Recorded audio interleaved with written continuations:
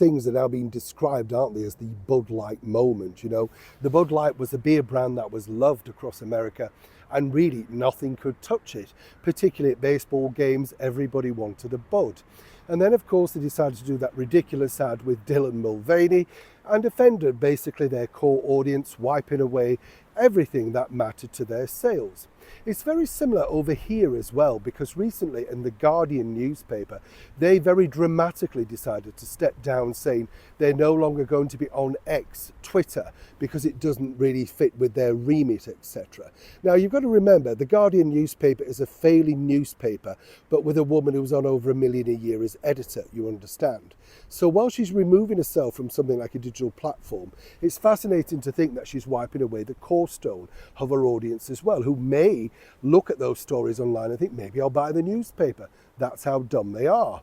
But is anybody dumber than this particular brand that is favoured by the royals, loved around the world, from everything from James Bond, etc., to literally, well, quite frankly, everybody. But apparently, if you are of a certain age, they don't want you, and more importantly, they don't care.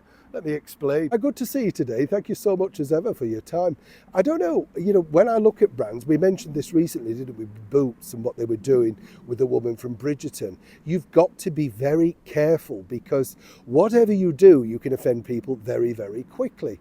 And what I also find interesting is the fact that the way, rather than the customer being right, they double down on the people that they've hired and say, no, we're not changing it. We don't care if we lose millions, thousands of jobs. We're sticking with the person that came up with this madcap idea. And the latest madcap idea is this for Jaguar. They've literally done away with everything related to cars to try and rebrand themselves. And it's all about being individual. The usual sort of cohorts are in there. Vivid, bright colours, looking like something from a fashion show from yesteryear. And you kind of think, be original, never copy everything. But you can find that there's nothing original, because this is copied from something else. They have a brand new marketing director that apparently wants to push the envelope. I love that expression, don't you? I always see that as really wiping away the core audience. Now, for most of us, it's a dream to own a Jaguar, I mean, that's the thing, isn't it?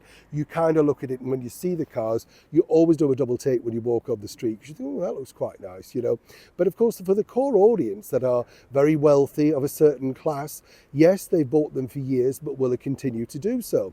Well, according to that source, and as ever, allegedly, they don't care. Old fossils like you and I, they don't really necessarily want as part of the brand moving forward.